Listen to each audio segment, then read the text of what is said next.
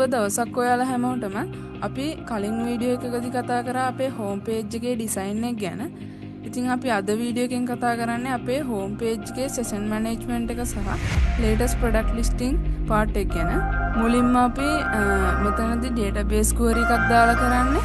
අපේ database එකේ තියෙන latest products වල details, user ගේ first name එක, ඊළඟට feedback එකට අදාළ data ටික database එකෙන් select කරලා ගන්න එක. ඊළඟට මෙතනදී අපි කරන්නේ අපේ latest products වලට අදාළ data ටික arrays වලට convert කරගන්න එක.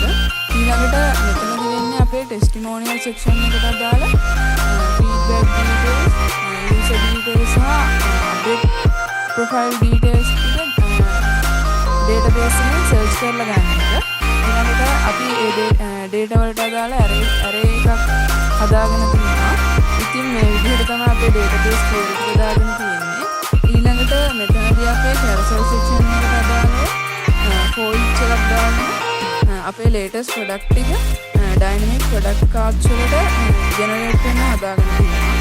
ඊළඟට අපේ carousel section එකේ වගේම testimonial section එකෙත් අපි loop එකක් දාගෙන තියෙනවා අපේ user feedback එකට. ඊළඟට අපේ stat section එකෙත් number format use කරලා clean UI counters ටික දාගෙන තියෙනවා මේ විදිහට. ඉතින් මේ විදිහට තමයි අපි අද වීඩියෝ එකේ product listing part එක ගැන කතා කරේ. ඉතින් අපි තවත් දවසක තවත් වීඩියෝ එකකින් හමු වෙමු.